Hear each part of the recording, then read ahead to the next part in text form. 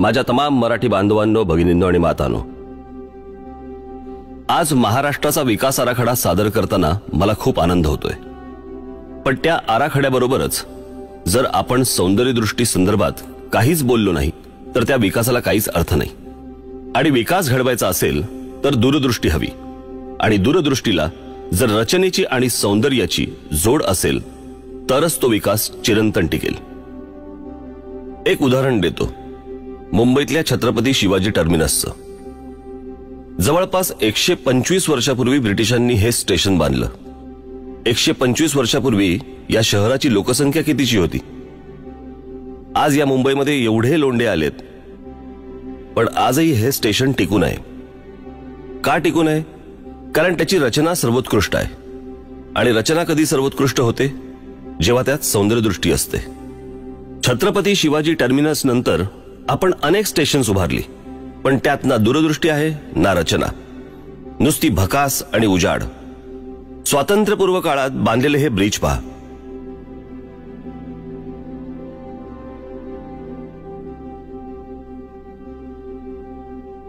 आणि आपण बांधलेले हे ब्रिज पहा। मूलभूत गरजा सोडवण्याबरोबरच पायाभूत सुविधांमध्ये सौंदर्यदृष्टी नसेल तर काय उपयोग? म्हणून आमचा हा छोटासा प्रयत्न, जो राज्य सरकारसाठी, महानगरपालिकांसाठी, जिल्हा परिषदांसाठी, ग्रामपंचायतींसाठी आणि आपल्या सर्वांसाठी महत्त्वाचं ठरेल। एक पटकन डोळ्यासमोर परदेशातलं उदाहरण येते। याचा अर्थ असा नाही की परदेशातलंच काय ते चांगलं आणि आपल्याकडचंच काय ते वाईट। माझं म्हणणं एवढंच आहे की जे चांगलं आहे ते स्वीकारायला काय हरकत आहे। एक उत्कृष्ट केस स्टडी आहे न्यूयॉर्क मधल्या सेंट्रल पार्कची।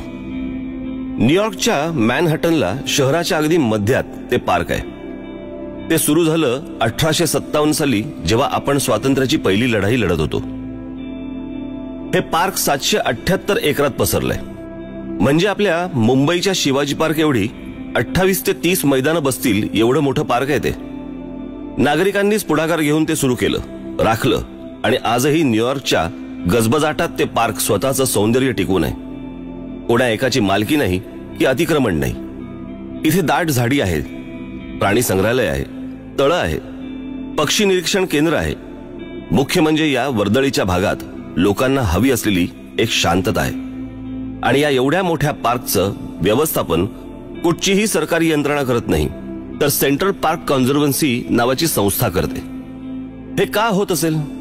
कारण ते पार्क लोकांनी उभारले, ते इतकं सुंदर राखलंय की ते लोकांना आजही हवंसं वाटतंय। त्या तुलनेत आपल्याकडे काय आहे? आपल्याकडे पण मुंबईत एक पार्क आहे, बोरिवलीचं संजय गांधी राष्ट्रीय उद्यान। वन विभागाच्या जमिनीवर हे पसरलंय। बरं, हे जंगल किती अवाढव्य आहे माहितीये? पवईला सुरू होतं ते थेट संपतं घोडबंदरला। हे जंगल किती पसरलंय माहितीये? ते आहे 104 चौरस किलोमीटर्स। मी तुम्हाला सेंट्रल पार्क मध्ये किती शिवाजी पार्क मैदानं बसतील हे सांगितलं। आता आपल्या मुंबईतलं जंगल किती आहे माहितीये? 30 सेंट्रल पार्क बसतील एवढ्या अवाढव्य जागेवर हे पसरलंय। बरं, न्यूयॉर्कला असं पार्क उभारावं लागलं, तर आपल्याकडे निसर्गानेच आपल्या पदरात दान टाकलंय। पण आपण या पार्कची काय अवस्था करून ठेवली आहे माहितीये? भीषण अवस्था आहे। पार्कला चारी बाजूनी वाळवी लागल्यासारख्या इमारती आहेत। बिल्डर मंडळी वाटेल तसं जंगल ओरबाडतायत। जंगल आक्रस्त आहे, तिथले प्राणी शहरात आसरा शोधतायत। बिबळ्या घरात शिरला असं आपण ओरडत सुटतो, पण अहो, तो आपल्या घरात नाही आलाय, आपण त्याच्या घरात शिरलोय। पर्यावरण रक्षणाच्या नावाखाली कुठच्याही परवानग्या अडवून ठेवणारं वन खातं इथे मात्र डोळे मिटून बसलंय। अक्षरशः या जागेवर बलात्कार होतोय। वन विभागाच्या अशा अनेक जमिनी सरकारी आशीर्वादाने कशा ओरबाडल्या जात आहेत हे मी तुम्हाला दाखवतो।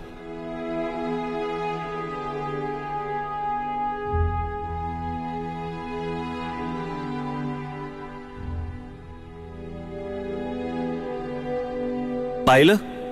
याचं कारण सेंट्रल पार्कवर जसं लोकांचं लक्ष असतं तसं आपण ठेवत नाही। इथे आपलाच रेटा कायम ठेवला पाहिजे, कारण सरकारने तर बिल्डरांना आणि खाण माफियांना ही जंगलं आंदणच देऊन टाकली आहेत। अशी जंगलं सुंदर ठेवणं शक्य नाहीये का? शक्य आहे, पण आपल्याला दृष्टिकोनात बदल आणावा लागेल। या जंगलांना, या नॅशनल पार्क्सना आपलं मानावं लागेल। एकदा हे झालं की ही जंगलं आणि ही पार्क्स जगातली सुंदर पर्यटन स्थळं होतील. हे झालं बोरिवलीच्या नॅशनल पार्कचं. मी तुम्हाला अजून काही उदाहरणं देतो. या आपल्या राज्यातल्या वनजमिनींची बिल्डरांना आणि खाण माफियांना हाताशी धरून सरकारने कशी वाताहत केली आहे ते दाखवतो. आपल्या कल्याण डोंबिवली जवळच्या शिळफाट्या जवळची जमीन दाखवतो. त्याचं काय केलंय ते पहा एकदा.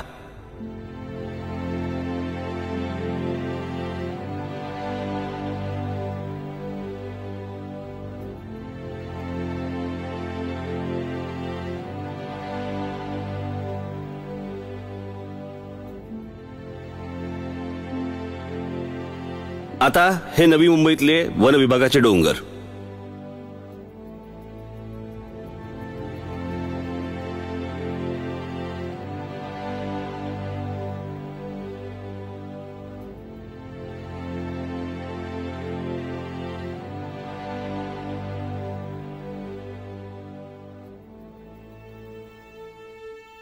असं संपूर्ण महाराष्ट्रभर सुरू आहे.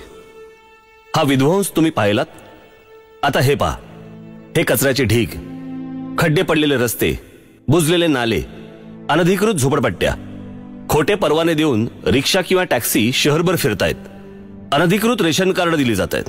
आज महाराष्ट्रातल्या शहरांची ही परिस्थिती तर ग्रामीण भागाची काय असेल? ग्रामीण भागातील विद्यार्थ्यांचे हाल बघा काय होतात ते. एखादं अधिकृत काम करायला गेलं तर 100 अडचणी येतात, पण अनधिकृत काम करायला काहीच अडचण येत नाही. पण या सगळ्याला जबाबदार कोण? फक्त लोकप्रतिनिधी आणि प्रशासन? नाही. दुर्दैवाने आपण सगळेच जण या दशावताराचे साथीदार आहोत. आपण जर सुजाण नागरिक असल्याचं कर्तव्य पार पाडलं तर भ्रष्ट आणि कामचुकार अधिकाऱ्यांची काय बिशाद. त्यांनी आपल्याला गृहीत धरलंय. हा त्यांच्या इतकाच आपलाही दोष आहे. पण याचा विचार कोणी करणार नाही, कारण या सगळ्याकरता दूरदृष्टी असावी लागते. पण दुर्दैवाने ती दृष्टीच आज दिसत नाही. बरं, ती आपल्याकडे कधीच नव्हती असं नाही. आपल्याला आपल्या विचारात बदल आणावा लागेल. हे शहर माझं आहे, हे राज्य माझं आहे, ही भावना रुजवावी लागेल. मुळात आपण आपलं घर सोडलं तर बाकी कशाला आपलं मानतच नाही. रस्ता महानगरपालिकेचा, माझा नाही. स्टेशन रेल्वेचं, माझं नाही. शाळा जिल्हा परिषदेची, माझी नाही. एसटी सरकारची, माझी नाही. आपण आपलं घर जसं ठेवतो तसा आपला घराबाहेरचा परिसर ठेवतो का? परिसर स्वच्छ ठेवायला पैसे नाही लागत, तर इच्छाशक्ती लागते. सगळंच सरकारने करावं, सगळंच महानगरपालिकेने करावं, तर मग आपण काय करायचं? आता पहा, झोपडपट्ट्या फक्त आपल्याकडेच आहेत का? जगातल्या अनेक देशांमध्ये आहेत. आता हेच उदाहरण घ्या ना, ब्राझीलमधलं, रिओचं. तिथेही झोपडपट्ट्या आहेत, पण ते लोक त्या झोपडपट्ट्या स्वच्छ ठेवतात, परिसर स्वच्छ ठेवतात. आत्ताच तिथे फुटबॉल वर्ल्ड कप झाला. आपल्याकडे मुंबईत होईल? शक्यच नाही, कारण रचनाच नाही, स्वच्छता नाही, सौंदर्यदृष्टी नाही. आणि सौंदर्यदृष्टी, रचना, स्वच्छता याचा गरिबी आणि श्रीमंतीशी काय संबंध? आपण आपल्या घराची जशी काळजी घेतो तशी आपल्या गावाची, आपल्या शहराची, महाराष्ट्राची काळजी घेतो का? माझं असं अजिबात म्हणणं नाही की कोणी काळजी घेतच नसेल, पण त्याचं प्रमाण किती आहे? आज संपूर्ण समाजात ही भावना आपल्याला जागृत करायला पाहिजे. आपण स्वतःच्या घराची किती काळजी घेतो? त्याच्या रंगापासून ते फर्निचरपर्यंत सगळ्या गोष्टींची काळजीपूर्वक निवड करतो. घर सुंदर राहावं, स्वच्छ राहावं म्हणून धडपड करतो. तसंच मग शहराकरता का नाही करत? घरातल्या भिंतीवर थुंकतो का आपण? मग शहरातल्या भिंतींवर का थुंकतो? कारण ही शहरं, ही गावं, हा महाराष्ट्र हे माझं घर आहे असं आपण मानतच नाही. मलेशिया, सिंगापूर, थायलंड आपल्या मागून आले आणि किती पुढे निघून गेले. आमच्या मागून आलेल्या देशांचं चलन अधिक बळकट आणि आमच्या रुपयाचं सतत अवमूल्यन. तिथल्या लोकांनी त्या देशाला, शहराला आपलं मानलं. जगात प्रत्येक प्रगत देशातला माणूस आपल्या परिसराची, शहराची, देशाची आपल्या घरासारखी काळजी घेतो. त्यांच्या परंपरा, स्मारक अभिमानाने जगासमोर ठेवतो. आपल्याकडेही अभिमानाने दाखवण्यासारख्या प्रचंड गोष्टी आहेत. 700 किलोमीटर पसरलेली कोकणची आपली किनारपट्टी आहे. सह्याद्री पर्वत रांगा आहेत, जंगलं आहेत, शिवरायांची गडकिल्ल्यांच्या रूपाने उभी असलेली स्मारक आहेत, उत्कृष्ट मंदिर आहेत. आपल्या बुलढाण्यात लोणारचं जे विवर आहे ना, ते जगात 3ऱ्या क्रमांकाचं विवर आहे आणि आपल्या देशातलं एकमेव, उल्कापातामुळे तयार झालेलं. आज आपल्या नागपुरात देशाचा मध्यबिंदू आहे. पण आम्ही कोणाला दाखवत नाही आहोत. शेकडो वर्षांची संगीत परंपरा आहे, साहित्य परंपरा आहे, नाट्य परंपरा आहे, क्रीडा क्षेत्राची परंपरा आहे. अहो, देशात ज्यांनी चित्रपट सृष्टीचा पाया रचला त्या दादासाहेब फाळक्यांनी सुरू केलेली चित्रपट सृष्टी आहे. महाराष्ट्राकडे विद्वत्ता आहे, सामाजिक क्षेत्रात काम करणाऱ्या संस्थांचं मोह आहे, शेकडो वर्षांची वारकरी परंपरा आहे. अशा असंख्य गोष्टी आपल्याकडे महाराष्ट्रात आहेत, पण हे आम्ही जगाला ओरडून सांगायला तयार नाही आहोत, अभिमानाने जगासमोर मांडायला तयार नाही आहोत आणि ते नीट राखतही नाही आहोत. आपल्या महाराष्ट्राची खरी ताकद आहे आपल्याकडचे गुणवान तरुण तरुणी, पण तेही हा देश सोडून चाललेत. का चाललेत? चांगलं शिक्षण आणि नोकऱ्या तर त्यांना इथेही मिळू शकतात, पण त्या परदेशातली उत्तम व्यवस्था, राहणीमान, सभोवतालचं वातावरण त्यांना आकर्षित करतं. या मुलांना या देशातच राहावंसं वाटावं असं बरं वातावरणही आपण 67 वर्षात देऊ शकलो नाही. पण आम्हाला या सगळ्याचं काहीच वाटत नाही, कारण आपण विचार करतोय फक्त आपला स्वतःचा. राज्याचा विचार ना, तो दुसरा बघेल, या वृत्तीनेच आजपर्यंत घात झाला. एखाद्या समाजाने मनात आणलं तर काय चमत्कार घडू शकतो ते आता आपण पाहूया. आता हे शहर पहा, इथल्या इमारती पहा, रस्ते पहा. शहर पाहतानाच किती छान वाटतं.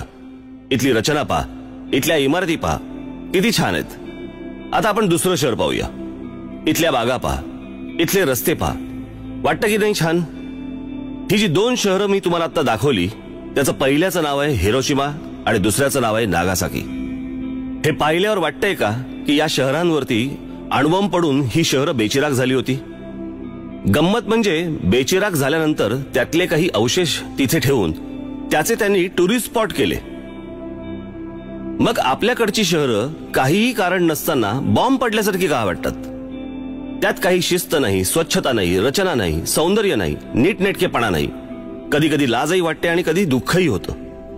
ही परदेशातली उदाहरणं देताना मला काही फार आनंद होत नाहीये, पण जगाच्या तुलनेत आपण किती मागे पडलोय हे दाखवावं लागतंय, सांगावं लागतंय. आपल्यालाही हे सगळं बदलायचं आहे, पण त्याकरता आपल्याला सौंदर्यदृष्टी वाढवावी लागेल, रचनात्मक दृष्टिकोन आणावा लागेल. सौंदर्य आपल्या रोजच्या जगण्यात आलं पाहिजे. आपल्या वागण्यात, बोलण्यात, सार्वजनिक ठिकाणी काम करण्याच्या पद्धतीत, सरकारी कार्यालय, बागा, मैदानं, रस्ते, शाळा, ग्रामपंचायती, रुग्णालय, न्यायालय, सार्वजनिक स्वच्छतागृह, सार्वजनिक वाहतूक व्यवस्थेत, एसटी स्टँडवर, ट्रॅफिकमध्ये, महाविद्यालयांमध्ये, विद्यापीठांमध्ये, फुटपाथवर, सर्व ठिकाणी हे सौंदर्य आलं पाहिजे. आता हे बघा, हे काय रुग्णालय आहे? एखादा बरा असलेला माणूस देखील इथे आजारी पडेल. रुग्णालय कसंही बांधलं तरी चालेल असा विचार करून नाही चालणार. तिथे येणारा रुग्ण, त्याचे नातेवाईक यांच्या मनाला बरं वाटेल असं छान वातावरण आपल्याला तयार नाही का करता येणार? शाळेची इमारत घ्या, तिथे जाऊ नये, तिथे शिकू नये अशी का असते? छान रंगवलेली, सुरेख रचना असलेली, तिथे जावं, खेळत बागडत शिकावं असं तिथलं वातावरण का नसतं? काही खाजगी शाळा सोडल्या तर हे वातावरण कुठेच नसतं. आता आपली शासकीय कार्यालय घ्या, दुःखी, कष्टी अशी का असतात? तिथे जाऊच नये असं वाटतं. त्या वातावरणातच एक सुस्तपणा, निरुत्साह असतो. सगळीकडे तेच वातावरण. आता आपल्या स्मारकांचंच घ्या ना. आपल्या स्मारकांविषयी तर बोलूच नाही. ज्या लोकांनी आपलं आयुष्य ज्या समाजाकरता दिलं त्यांची स्मारकं आपल्याला धड राखताही येत नाहीयेत. रंग उडालेली, निरुत्साही स्मारकं पाहून मला कधी कधी लाज वाटते. आपल्याला या वृत्तीत बदल घडवायला हवा. ही परिस्थिती बदलायला हवी. आपल्याला वातावरणातच एक सौंदर्य आणायचंय. आपल्या कामात, कामाच्या शैलीत, सरकारी कामकाजात सर्वत्र बदल आणायचाय. आपल्याकडे म्हटलंय सत्यम शिवम सुंदरम. सुंदरतेचं महत्व सत्य एवढंच आहे आणि निर्मिती एवढंच आहे. सुंदरता आपल्या वातावरणात आली पाहिजे, आपल्या अंगात भेनली पाहिजे. मी पुन्हा एकदा सांगतो की हे अवघड नाहीये. दुसऱ्या महायुद्धाने युरोप पार बेचिराग केला, पण लोक नाही खचली. त्यांनी पुन्हा नव्या जोमाने युरोप उभा केला. आज England, France, Poland, Germany, Austria, Japan, Russia हे देश पाहून विश्वास बसत नाही की इथे दुसरं महायुद्ध झालं होतं. मी एकदा परदेशात गेलो असतानाची एक आठवण सांगतो. तिथे प्रत्येक शहरातल्या, गावातल्या रस्त्यावर फिरताना मला एक अजब प्रकार दिसला. तिथे प्रत्येक घराच्या बाहेर फुलांची सजावट असायची. सजावट म्हणजे प्रत्येक त्यांची गॅलरी, त्यांचे वरांडे सगळे हे फुलांनी सजवलेले असायचे. त्याची रचना बघून मला गंमत वाटली. मी ज्यांच्याबरोबर फिरत होतो ते स्नेही तिथलेच होते. मी त्यांना विचारलं की इथल्या थंड वातावरणात फुलं टिकतात म्हणून हे लावतात का? ते म्हणाले, छे, इथे एक समज आहे. खूप वर्षापासूनचा. जे घर सुंदर सजवलेलं, त्या घरातील स्त्री ही चांगली अभिरुची असलेली आणि चांगलं आदरातिथ्य करणारी असणार. ज्या घराबाहेरची सजावट चांगली, त्या घरातल्या स्त्रीचं घराकडे लक्ष आहे असं ते समजतात. मला गंमत वाटली. गंमत याच्यासाठी वाटली की सत्यम शिवम सुंदरम हा मंत्र आपण जगाला दिला, पण दुर्दैवाने आपणच हा मंत्र विसरल्यासारखं आजकाल वागतोय. आपल्याला हे सगळं बदलायला हवं. महाराष्ट्राचं फक्त दिसणं नाही तर असणं सुधारायला हवं. बदल फक्त वरवरचा नाही तर तो आपल्या वृत्तीत यायला हवा. आपल्या वागण्यात, बोलण्यात, सार्वजनिक कार्यक्रम घेण्यात, किंबहुना राजकारणात देखील आपल्याला बदल घडवायचा आहे. कामाच्या पद्धतीत, कामाच्या झपाट्यात, सर्वत्र हे दिसलं पाहिजे. आपल्याला महाराष्ट्र सुंदर केला पाहिजे. महाराष्ट्र सुंदर म्हणजे रस्ते, नद्या, शाळा, सरकारी कार्यालय, बागा, सगळं वातावरण सुंदर केलं पाहिजे. मन प्रसन्न तर ते मन स्वप्न पाहिल मोठी. महाराष्ट्राला मोठं करण्याचं, संपन्न करण्याचं स्वप्न आपल्याला पाहायचंय. एका उत्तम मराठी समाजाचं स्वप्न. हे सारं सुरू होईल सुंदर राहण्यापासून, सुंदर रचनेपासून. ही सुंदर रचना हीच आपल्या महाराष्ट्राच्या विकासाच्या आराखड्याची गुरुकिल्ली. हीच आपली कार्यसंस्कृती, हीच आपली दिशा. सुंदर आणि संपन्न महाराष्ट्राची.